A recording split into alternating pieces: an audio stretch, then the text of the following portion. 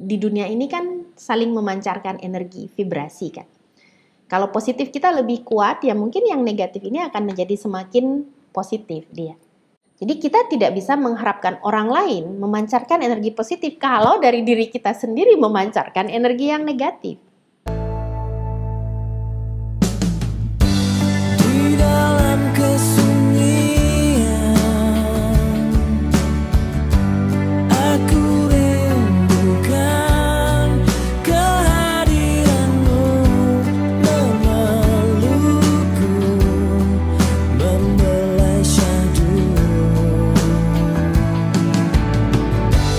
Oh Tuhan, sampai kapan harus ku cari kedamaian hati, mewarnai hidupku.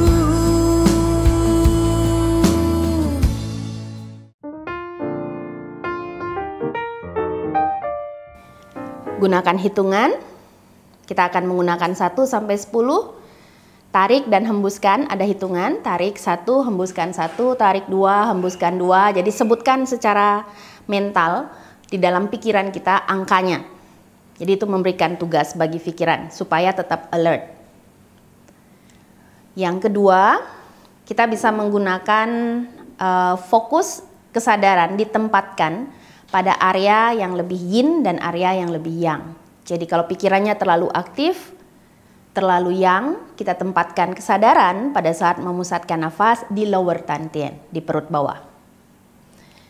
Pada saat kita merasa terlalu mengantuk, terlalu yin, kita tempatkan kesadaran, tarikan dan hembusan nafas di hidung. Jadi itu akan membawa unsur yang. Atau kita menggunakan nafas itu sendiri, menarik nafas itu lebih yang, menghembuskan nafas itu lebih yin. Kalau pikirannya terlalu aktif, terlalu yang, kita fokusnya pada hembusan nafas hitungannya. Tarikan nafasnya silent. Pada saat kita merasa pikirannya terlalu yin, terlalu mengantuk, kita fokuskan pada tarikan nafas. Jadi pada saat menghembuskan nafas, silent. Tubuh dan pikiran mulai terasa lebih nyaman. Biarkan nafas kembali mengalir secara alami melalui lubang hidung. Gunakan nafas sebagai jangkar bagi pikiran. Kita akan melakukan pengamatan terhadap tubuh terlebih dahulu. Menempatkan kesadaran pada puncak kepala. Membawa kesadaran pada bahu kiri. Lengan atas. Siku kiri. Lengan bawah. Pergelangan tangan kiri. Telapak tangan. Punggung tangan. Dan seluruh jari-jari tangan kiri. Kemudian tanpa jeda menghembuskan nafas kaki kiri ke dada. Jadi seperti tadi, rapatkan, tekan, tahan nafasnya. Kita menahan 8 hitungan, luruskan sembari menarik nafas, tanpa jeda kedua kaki ke atas dada. Tekan, tahan. Tarik nafas, luruskan. Jadi ini satu putaran. Satu putaran terdiri dari kanan, kiri, kedua kaki. Jadi tidak hanya kanan, kiri, tidak seperti itu ya. Jadi kanan, kiri, kedua kaki. Jadi itu satu putaran. Kita akan lakukan 4 putaran. Di balik senyumku, aku menangis pilu. Dalam relung jiwaku ada denyut kekosongan mengiris hati.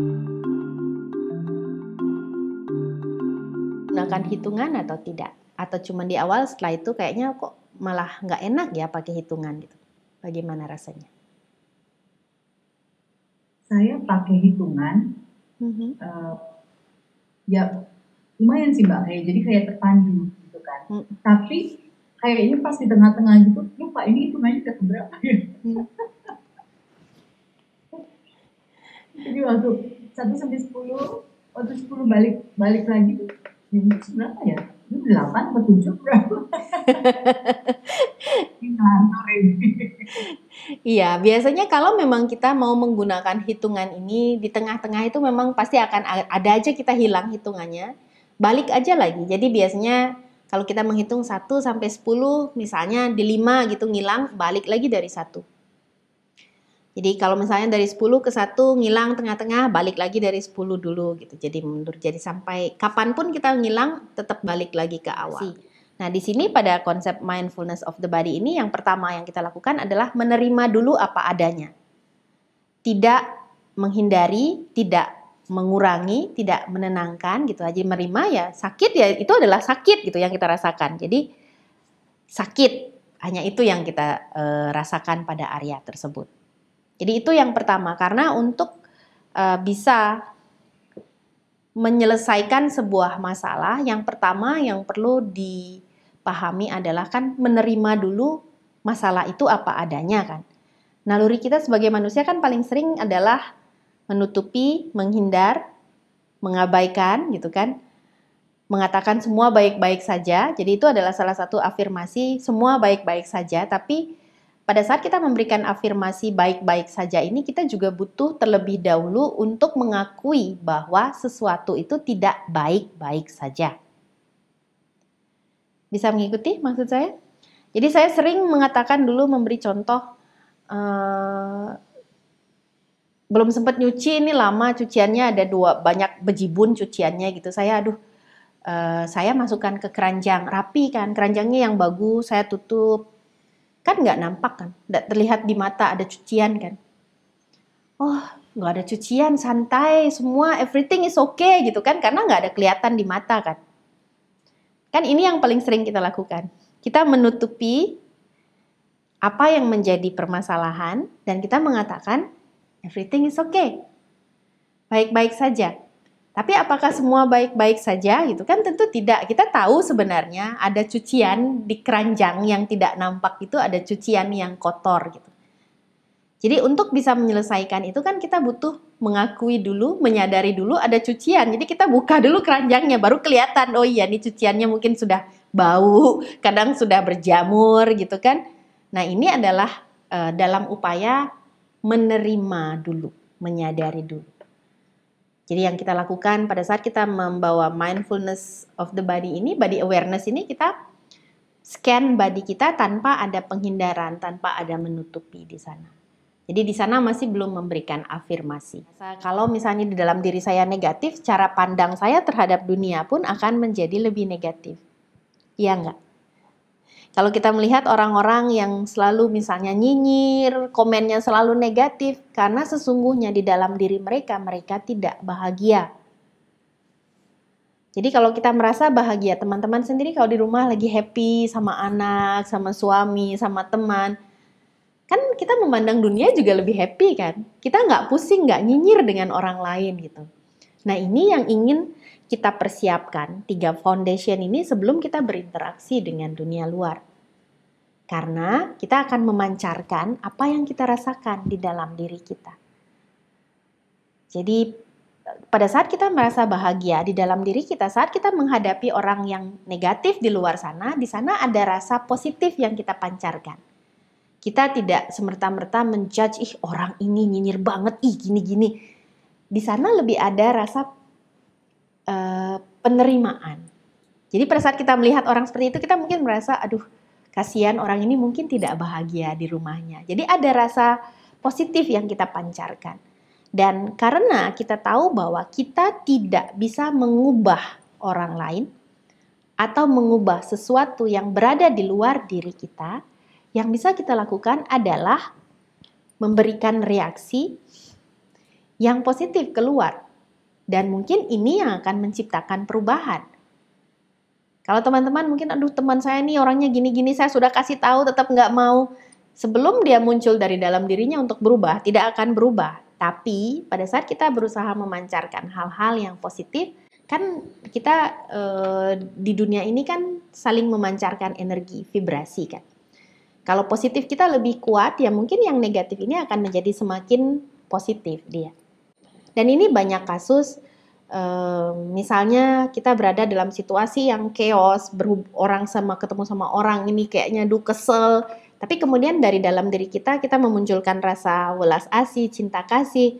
Orang yang tadinya mengesalkan ini semakin lama juga dia akan menjadi semakin jinak gitu ibaratnya ya, semakin lembut karena kita juga tidak memancarkan energi berperang gitu.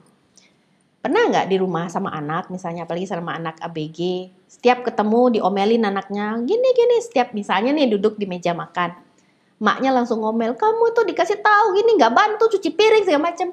Jadi anak ini mengasosiasikan duduk di meja makan dengan omelan.